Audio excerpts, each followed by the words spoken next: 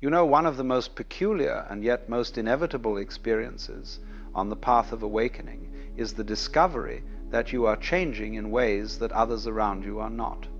And this creates a very strange predicament.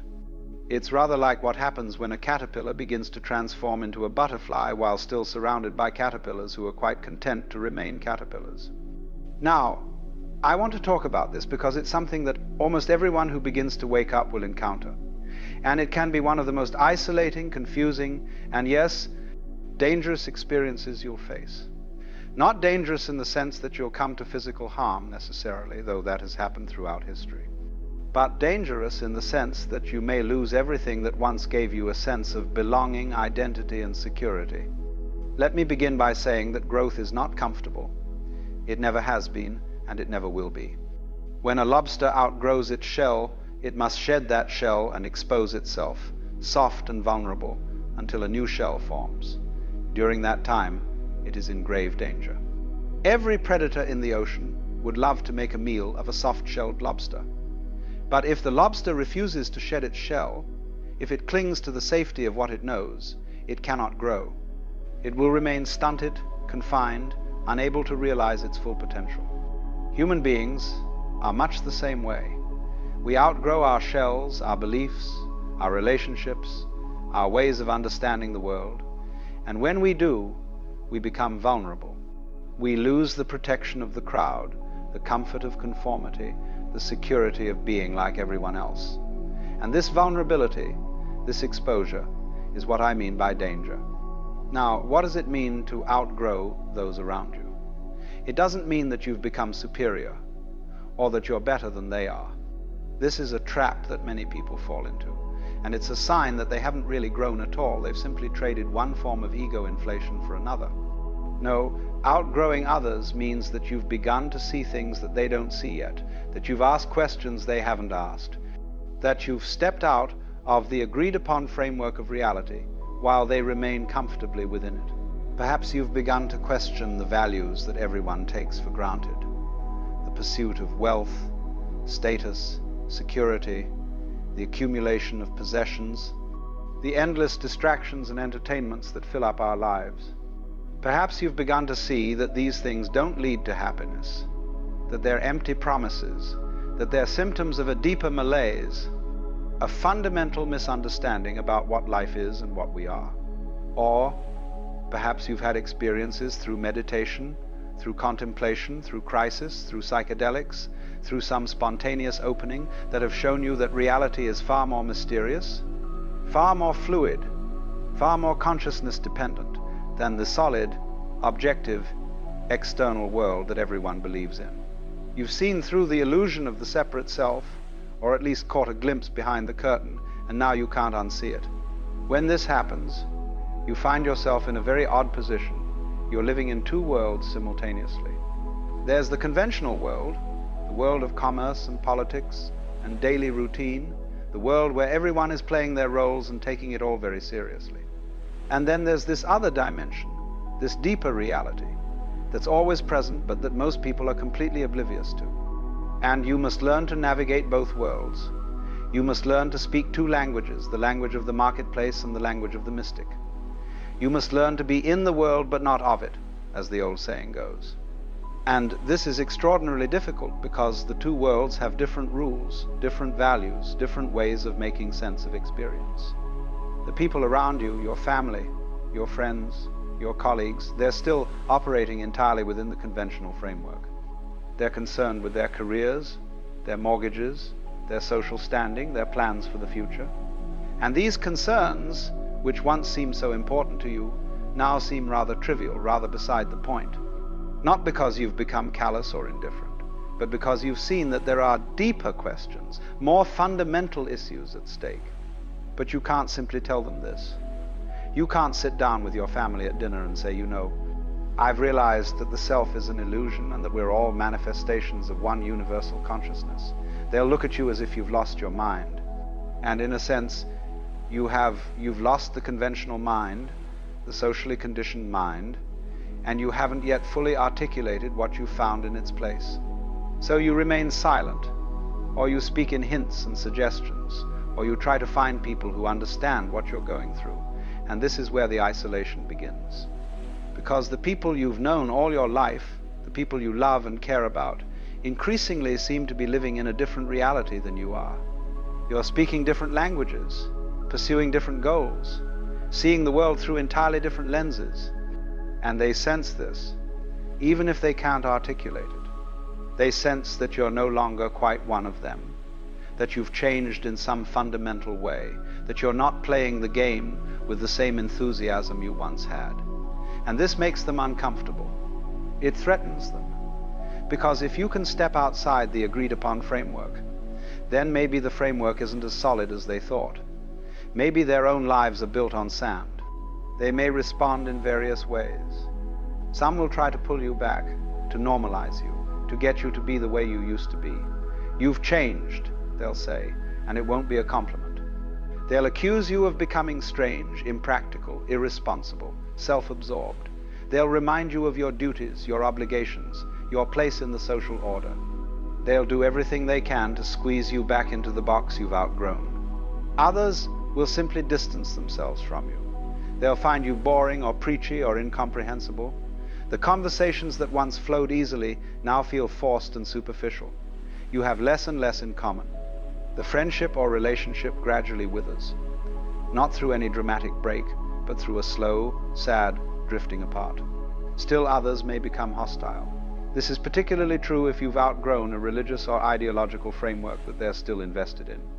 If you were raised in a particular faith and you've moved beyond it, if you've questioned the dogmas and found them wanting, your very existence becomes a threat to those who still believe. You're a heretic, an apostate, a lost soul who must be saved or shunned. This is the danger I'm speaking of.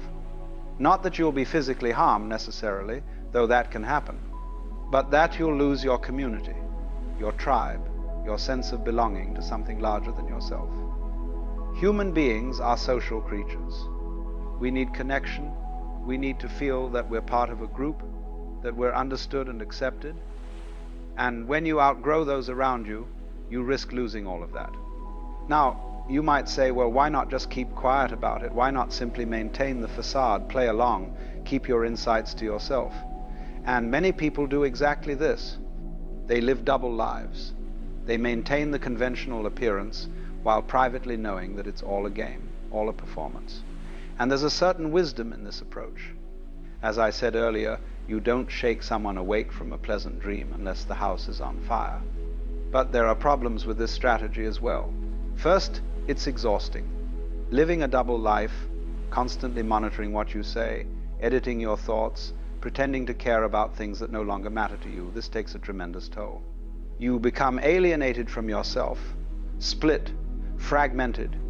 The very integration and wholeness you've been seeking through your spiritual growth becomes impossible because you're constantly betraying your own truth.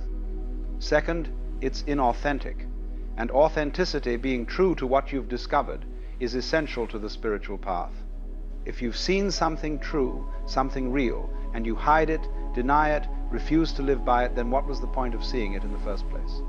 You become like someone who's discovered a treasure but is too afraid to spend it, so they bury it in the ground and continue to live in poverty. Third, and perhaps most importantly, your very presence, even if you say nothing, communicates something. People pick up on energy, on vibration, on the unspoken.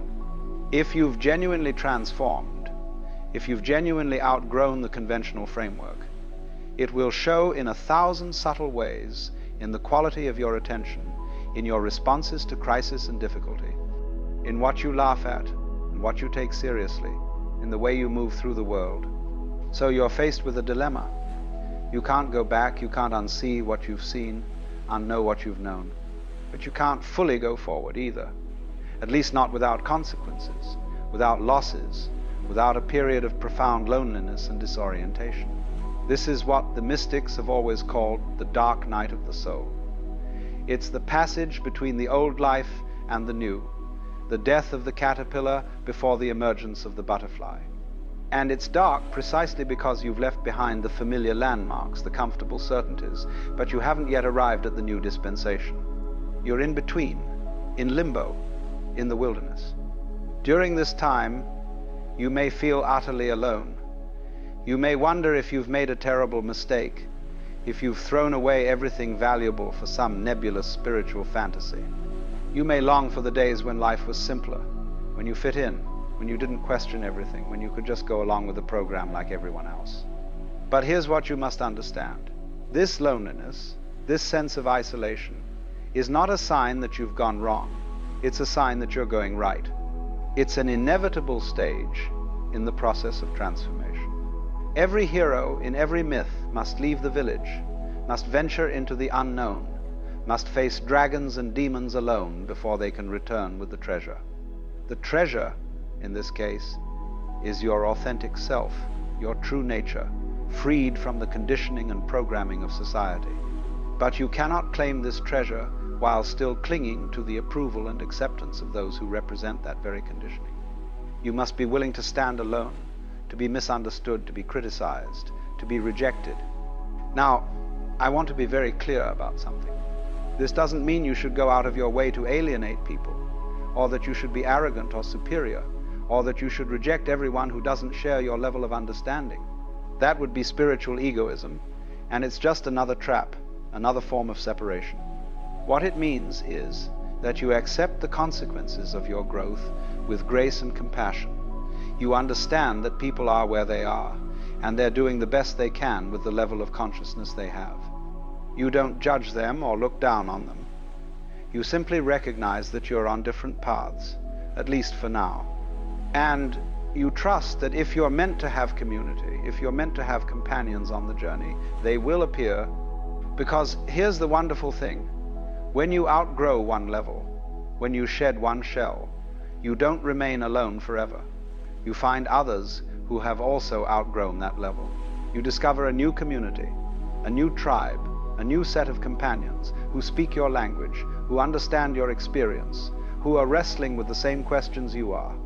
This is why spiritual seekers throughout history have formed communities, monasteries, ashrams, mystery schools, philosophical circles. Not because they're elitist or exclusive, but because they needed to be with others who understood what they were experiencing, who could support them through the difficult transitions, who could remind them that they weren't crazy, that the path was real, that the struggle was worthwhile. But these communities are often hidden, or at least not obvious. They don't advertise, they don't proselytize. You find them when you're ready, when your seeking becomes sincere enough, when your loneliness becomes acute enough, and often you find them in unexpected places, a chance conversation with a stranger, a book that falls into your hands at exactly the right moment, a teacher who appears just when you need them. The key is not to cling desperately to the old relationships out of fear of being alone, but also not to cut ties prematurely out of spiritual pride. There's a middle way, as there always is. You maintain what connections you can maintain authentically.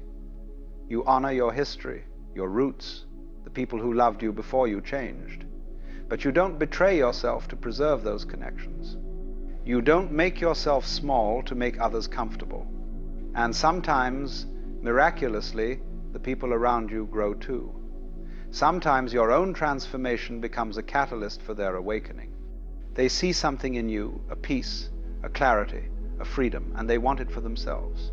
They start asking questions. They start opening up. And then the relationship transforms along with you, deepens, becomes more real, more honest, more alive. But you can't force this. You can't make people grow. All you can do is be yourself, be authentic, be the embodiment of what you've discovered, and trust that those who are ready will recognize it. The rest will fall away, and you must let them go with love and gratitude for what they've given you, for the role they played in your journey, even if that role has now ended. The danger of outgrowing everyone around you is real. You may lose friends, family members, communities that once defined you. You may go through periods of profound loneliness. You may question whether it was worth it. But I can tell you, from my own experience and from observing countless others on this path, that on the other side of this danger is a freedom, an authenticity, a depth of being that makes all the losses worthwhile. Because what you gain is yourself, your true self. not the self that was constructed to fit in, to please others, to meet expectations.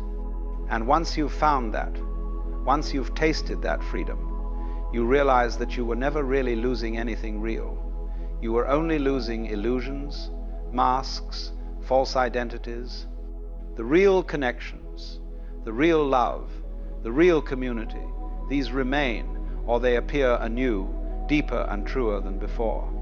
So if you find yourself outgrowing those around you, know that you're not alone, even in your aloneness. Know that this is part of the process, part of the path. Know that it's temporary, this loneliness, this sense of being between worlds. And know that the courage it takes to keep growing, to keep being true to what you've seen, even when it costs you everything familiar, this courage is the mark of a genuine spiritual warrior, a true seeker of truth. The caterpillar must die for the butterfly to be born. There's no way around it. But what emerges is so much more beautiful, so much more free, so much more alive than what was lost. Trust the process. Trust your growth, and trust that life, in its infinite intelligence, is guiding you exactly where you need to go, even when the path leads through darkness and uncertainty.